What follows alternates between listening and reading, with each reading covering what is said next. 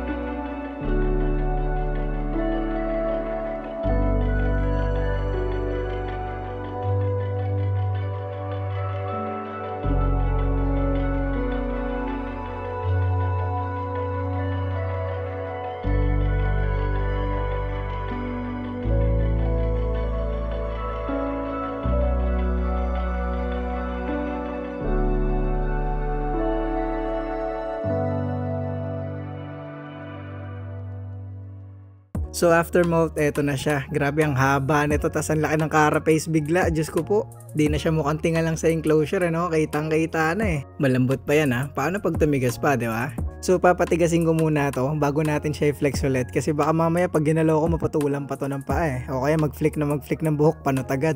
Dito naman tayo sa mga susunod na magmumult na dapat mahuli din natin. Pero dito kay Rengoku hindi ako 100% sure kasi isang taon na halos simula yung last molt niya. Sobrang tagal na tapos yung size niya nasa 5.5 na rin. Pero kung mapapansin niyo yung panot niya, nangitim bigla na pwedeng sign din ng pre-molt. Sakto pa yung last feeding niya, iniwasan niya na lang, di niya kinain, di ba? Tapos mamuti-muti pa yung panot niya dito pero ngayon nangitim na. So kakaasar nyo ng panot yan Hayaan mo Rengoku, pagkatapos mo mag-molt maganda ka na ulit. Di na lang din natin siya masyado kukulitin para di na mapanot pang muli. Next na naka-line up mag-molt si Giyo. Kung mapapansin nyo, tinakpan niya na yung pintuan niya. Bukas na bukas to last video niya pero huling kain na din pala yon.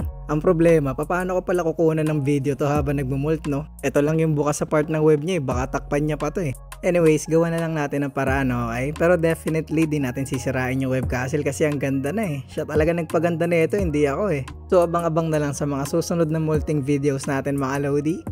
Bye-bye!